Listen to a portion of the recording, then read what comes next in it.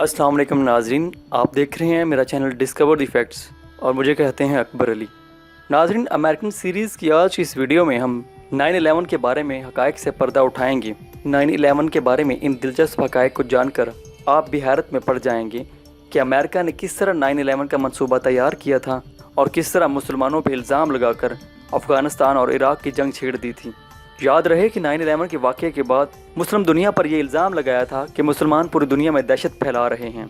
America ने 9/11 के वाक़े का इल्ज़ाम उसामा बिन लादेन पर लगाया था और अमेरिका का यह ख्याल था कि उसामा बिन लादेन अफ़गानिस्तान में छुपा है। इसलिए इस वाक़े के बाद अमेरिका ने अफ़गानिस्तान पर हमला कर दिया था और इराक़ में जंग भी इसी वाक़े की एक कड़ी थी। अमेरिका ने 9/11 का मंसूबा किस तरह तैयार किया था और इसको किस तरह हतमी शक्ल दी थी और इसके पीछे अमेरिका के क्या मफादात थे और अमेरिका ऐसा क्यों करना चाहता था, 9/11 के मंसूबे के पीछे छुपे दिलचस्प हक़ाइक़ को जानने के लिए और 9/11 पर उठाए जाने वाले सवालात के जवाब हासिल करने के लिए इस वीडियो को आखिर तक देखें। और अगर आप मेरे चैनल पर नए हैं तो मेरे चैनल को सब्सक्राइब करें और साथ वाले बेल के आइकन को दबा के नोटिफिकेशन ऑन कर लें ताकि मेरे चैनल पर आने वाली हर नई वीडियो आपको वक्त पर मिल सके।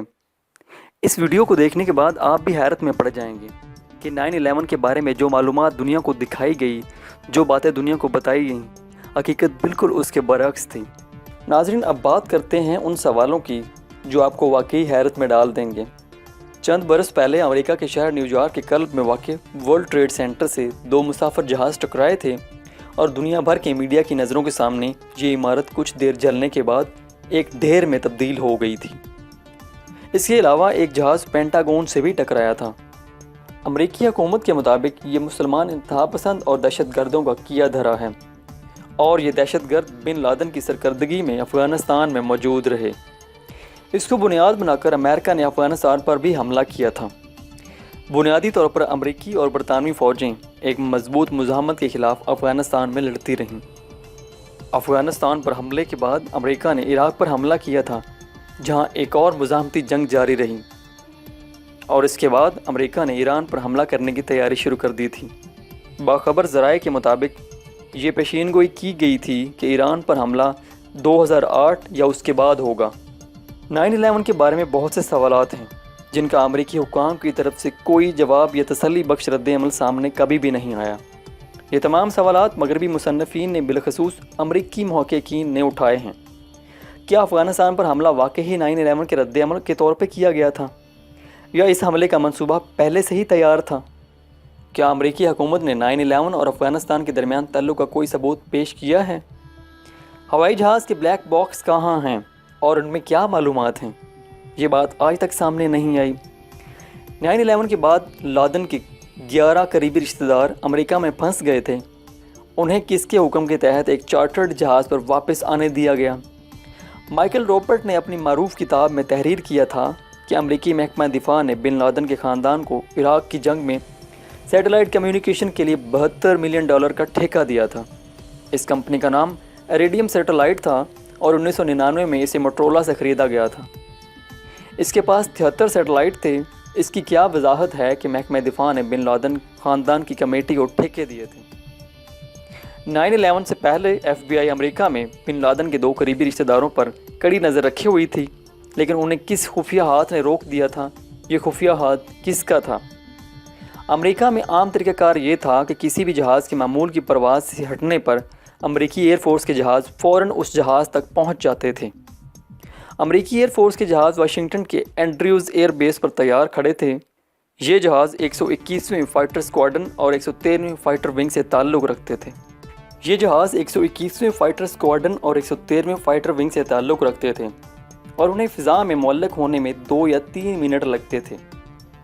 जब 4 जहाज़ों के हाईजैक होने की इत्तला थी तो फिर अमरीकी एयरफोर्स के जहाज़ों ने कार्रवाई क्यों नहीं की थी, जबकि तमाम वक्त हाईजैक होने वाले तैयारे फेडरल एविएशन अथॉरिटी के रडार पर साफ नज़र आ रहे थे। इस अदम रद्द-ए-अमल के ख़िलाफ़ कोई तहकीकात क्यों नहीं कराई गई और ज़िम्मेदारी क्यों मुतय्यन नहीं की गई?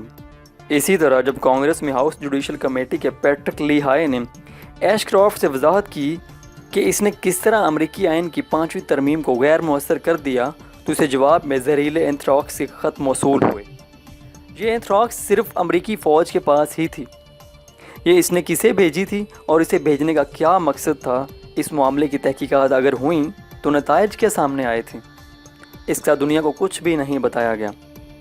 صحافی ڈینیل ہافسکر نے بہترین تحقیقاتی صحافت کے نتیجے میں ثابت کیا کہ ہائی جیکر محمد عطا نے ریاست الاباما کے میکسویل ایئر فورس بیس پر انٹرنیشنل آفیسرز اسکول میں تربیت حاصل کی تھی۔ محمد عطا کو کس نے امریکی فوجی اور انٹیلیجنس سہولیات اور اداروں تک رسائی دی تھی؟ تاریخ میں پی ایچ ڈی گیری نارتھ نے ہائی جیک ہونے والے 4 طیاروں کے مسافروں کی فہرست کا تفصیلی جائزہ کیا ہے۔ اس فہرست میں کسی ایک بھی مسلمان کا نام نہیں ہے۔ اس کی کیا وضاحت ہے جبکہ 9/11 کا سارا الزام مسلمانوں پر لگایا جاتا ہے؟ مائیکل روپرٹ نے سب سے پہلے اس بات کی نشاندہی کی کہ ستمبر 1 تا 10 2001 برطانیہ کے 23,000 فوجی عمان کی طرف رواں داواں تھے۔ یہ حرکت آپریشن سوئفٹ سورڈن کا حصہ تھی جس کا مقصد 4 برس پہلے تیار کیا گیا تھا۔ اس کے ساتھ ساتھ 2 امریکی طیارہ بردار جنگی بحری جہاز بھی خلیج میں پہنچ گئے تھے۔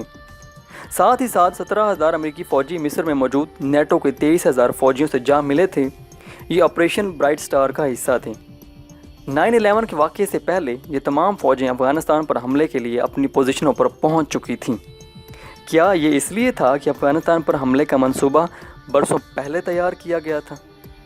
ورلڈ ٹریڈ سینٹر کی عمارت جس انداز میں زمین بوس ہوئی تھی، اس کے بارے میں ماہرین نے کئی سوالات اٹھائے ہیں جن کا آج تک جواب نہیں دیا گیا۔ مثلاً جب یہ عمارت منہدم ہوئی تو اس کا بیشتر میٹیریل پاؤڈر میں تبدیل ہو گیا تھا۔ اس کی کیا وضاحت ہے؟ امریکی حکام کے بیان کے مطابق عمارت اس لیے گر پڑی کہ اس کے وسط میں نصب سٹیل کا وہ فریم جس پر مختلف فلور بیٹھے ہوئے تھے پگھل گئے تھے۔ ماہرین کے مطابق سٹیل کے پگھلنے کا درجہ حرارت تقریباً 1500 ڈگری سینٹی گریڈ ہوتا ہے۔ دوسری طرف تمام تجربات یہ بھی بتاتے ہیں کہ عمارتوں میں لگنے والی آگ کا درجہ حرارت کبھی بھی 400 ڈگری سینٹی گریڈ سے اوپر نہیں جاتا۔ پھر جہاز کے ٹکرانے سے لگنے والی آگ کے نتیجے میں عمارت کے وسط میں سٹیل کا فریم کیسے پگھل سکتا ہے؟ یہ بھی ایک سوچنے والی بات ہے۔ ماہرین کے مطابق WTC کے عین وسط میں سٹیل کے بہت سے راڈ عمودی کھڑے تھے جن سے جڑے ہوئے متوازی سٹیل فریم ہر فلور کا وزن سنبھالے ہوئے تھے۔ اگر سٹیل کے راڈ پگھل گئے تھے تو جس منزل پر جہاز ٹکرایا تھا اس منزل سے اوپر کا حصہ کسی ایک طرف گر جانا چاہیے تھا اور باقی عمارت کھڑی رہنی چاہیے تھی۔ ایسا نہ ہونے کی کیا وضاحت ہے؟ ورلڈ ٹریڈ سینٹر کے ساتھ ایک اور عمارت بھی گر گئی تھی جبکہ نہ اس سے کوئی جہاز ٹکرایا تھا اور نہ ہی اس میں آگ لگی تھی۔ اس عمارت میں بہت سا اہم انٹیلیجنس ریکارڈ بھی موجود تھا جس میں امریکی خزانے سے لوٹے گئے کھربوں ڈالروں کے بارے میں تحقیقات سے متعلق دستاویزات بھی تھیں۔ یہ تمام دستاویزات ضائع ہو گئیں۔ اس عمارت کے گرنے کی کیا وضاحت ہے؟ پینٹاگون کو ٹکرانے والے جہاز کے پروں اور انجن کا ان تصاویر میں کہیں کوئی نشان نظر نہیں آتا جو حادثے کے بعد منظر عام پر پیش کی گئی تھیں۔ عمارت میں پڑنے والے شگاف کی چوڑائی بھی ہوائی جہاز کے پروں کی چوڑائی سے بہت کم تھی۔ ان باتوں کی کیا وضاحت ہے؟ 9/11 سے پہلے جولائی، اگست اور ستمبر کے مہینوں میں امریکی اسٹاک ایکسچینج کی حالت بہت خستہ تھی اور اس بات کا غالب امکان تھا کہ امریکہ کی اکانومی کریش کر جائے گی۔ ڈاؤ جونز انڈیکس قریباً 3000 پوائنٹس سے گر گیا تھا۔ 9/11 سے چند روز قبل امریکن ایئر لائنز کے شیئرز کی خرید و فروخت میں جو رجحان تھا وہ کسی اور ایئر لائن کے شیئرز کی خرید و فروخت میں نہ تھا۔ 9/11 کے واقعے میں امریکن ایئر لائنز کے ہوائی جہاز ہائی جیک کیے گئے تھے جن کے نتیجے میں نامعلوم افراد نے بے پناہ منافع کمایا تھا، لیکن اس کی آج تک کوئی شناخت نہیں ہو سکی۔ ایسا کیوں ہے؟ بلکہ ایک کیس تو ایسا بھی تھا جس میں اپنا منافع لینے کے لیے کوئی بھی سامنے نہیں آیا۔ مائیکل روپرٹ اور ٹام فلوکو کی تحقیقات کے مطابق جس بینک کے ذریعے امریکن ایئر لائنز کے اسٹاک کی انتہائی خرید و فروخت ہوئی وہ ڈوئش بینک کی ایلیکس براؤن نامی انویسٹمنٹ برانچ تھی جس کا سربراہ 1998 تک ایک بی کرون گارڈ تھا جو 9/11 کے وقت CIA میں نمبر 3 پوزیشن پر فائز تھا۔ CIA کے اتنے اہم اہلکار اور اس بینک کے ذریعے ہونے والی مشکوک ٹریڈنگ کے درمیان کیا تعلق تھا؟ موت کے ان منافعوں کے معاملے کو کیوں دبا دیا گیا؟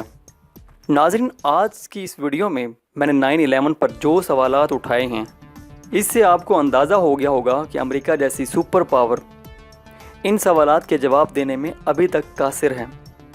اگر دیکھا جائے تو امریکہ ٹیکنالوجی میں اس وقت دنیا میں نمبر 1 پر ہے۔